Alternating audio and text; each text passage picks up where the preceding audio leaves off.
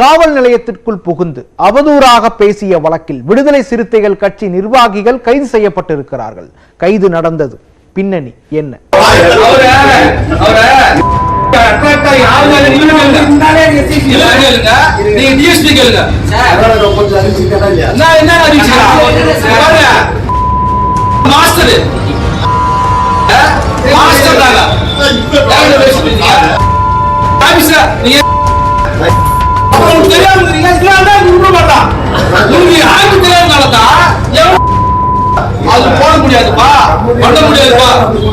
விடுதலை சிறுத்தைகள் கட்சியின் மாவட்ட செயலாளர் கைது செய்யப்பட்டதை தொடர்ந்து அந்த கட்சியினர் வன்முறையில் ஈடுபட்டனர். சம்பவத்தின் பின்னணி என்ன?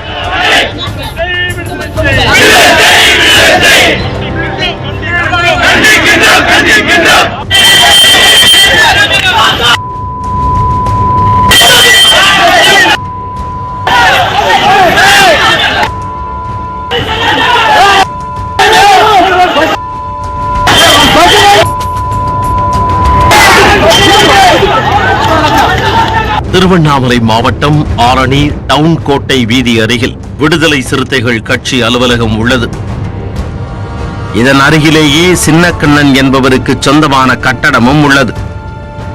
விடுதலை சிறுத்தைகள் கட்சியின் அலுவலகம் உட்பட அந்த பகுதியில் இருக்கும் பல கட்டடங்கள் அரசின் நிலத்தில் ஆக்கிரமிப்பு செய்து கட்டப்பட்டிருப்பதாக கூறப்படுகிறது.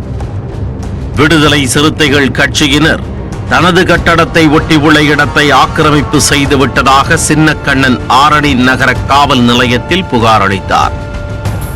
இந்த புகாரை தொடர்ந்து சின்னக்கண்ணன் தங்களை தரக்குறைவாக பேசியதாக விடுதலை சிறுத்தைகள் கட்சியினர் புகார் அளித்தனர். இந்த புகார்கள் குறித்து விசாரணை நடத்துவதற்காக இரு தரப்பையும் சேர்ந்தவர்களை காவல் நிலையத்திற்கு போலீசார் அழைத்தனர். அப்போது விடுதலை சிறுத்தைகள் கட்சியின் திருவண்ணாமலை மாவட்ட செயலாளர் மா கு பாஸ்கரன் தனது ஆதரவாளர்களுடன் காவல் நிலையத்திற்கு வந்தார்.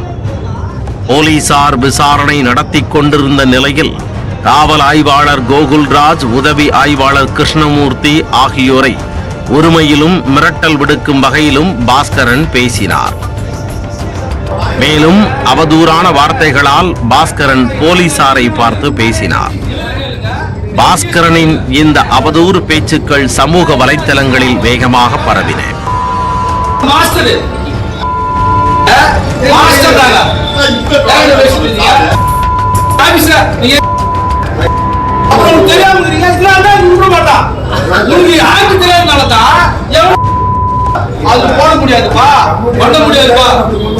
காவல் நிலையத்திற்குள் புகுந்து போலீசாரையே அவதூறாக பேசியதால் அவர் மீது நடவடிக்கை எடுக்க வேண்டும் என பல்வேறு தரப்பினரும் கோரிக்கை விடுத்தனர்.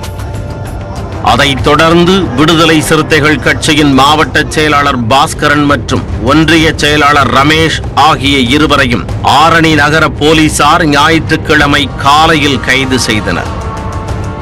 முன்னெச்சரிக்கை நடவடிக்கையாக வேலூர் எஸ்பி ராஜேஷ் கண்ணா தலைமையில் 300க்கு மேற்பட்ட போலீசார் ஆரணி நகர் முழுவதும் குவிக்கப்பட்டனர். விடுதலை சிறுத்தை கட்சியின் மாவட்ட செயலாளர் கைது செய்யப்பட்டதை கண்டித்து அக்கட்சியின் 100க்கு மேற்பட்டோர் ஆரணி மணிக்கூண்டு அருகே சாலை மறியலில் ஈடுபட்டனர்.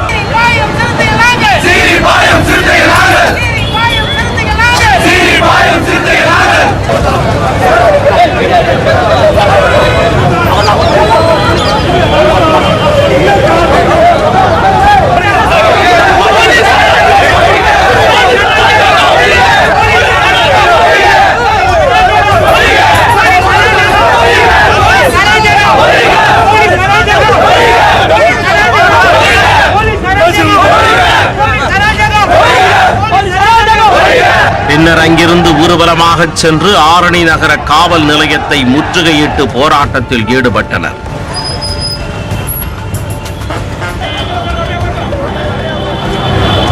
கூட்டத்தினரை கட்டுப்படுத்துவதற்காக வைத்திருந்த பேரிங் கார்டுகளை தூக்கி எறிந்து காவல் நிலையம் முன்பு குவிந்து போராட்டம் நடத்தினர்.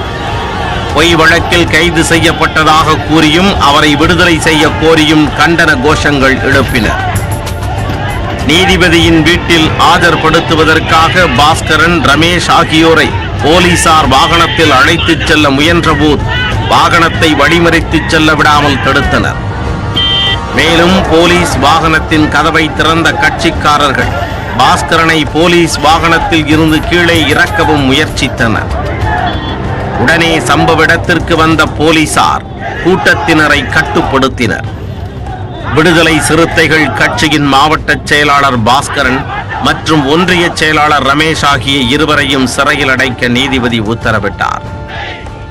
அதைத் தொடர்ந்து பாஸ்கரன், ரமேஷ் இருவரையும் வேலூர் சிறையில் அடைப்பதற்காக போலீஸ் வேனில் பாதுகாப்புடன் அழைத்துச் சென்றனர் போலீசார். அப்போது கட்சியினர் கூட்டமாக சேர்ந்து வேனை நகரவிடாமல் தடுத்து நிறுத்தினர். சிலர் சாலையில் படுத்து வேன் செல்வதை தடுத்தனர். சாலையின் ஓரத்தில் இருந்த இருசக்கர வாகனங்களை வேனின் குறுக்கே இழுத்து போட்டு தடைகளை ஏற்படுத்தினர்.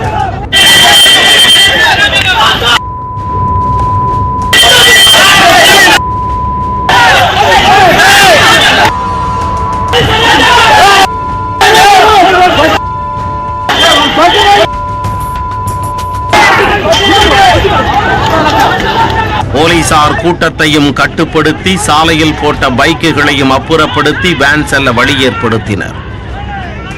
பல்வேறு தடைகளையும் கடந்து பாஸ்கரன், ரமேஷ் இருவரையும் வேலூர் சிறையில் போலீசார் அடைத்தனர். விடுதலை சிறுத்தைகள் கட்சியின் மாவட்ட செயலாளர் பாஸ்கரன் மற்றும் ஒன்றிய செயலாளர் ரமேஷ் ஆகிய இருவர் மீதும் மிரட்டல் உட்பட 5 பிரிவுகளில் வழக்கு பதிவு செய்யப்பட்டுள்ளன. விடுதலை சிறுத்தைகள் கட்சியினர் கொடுத்த புகாரின் பேரில் சின்னக்கண்ணன் மீது 2 பிரிவுகளில் வழக்கு பதிவு செய்யப்பட்டுள்ளன.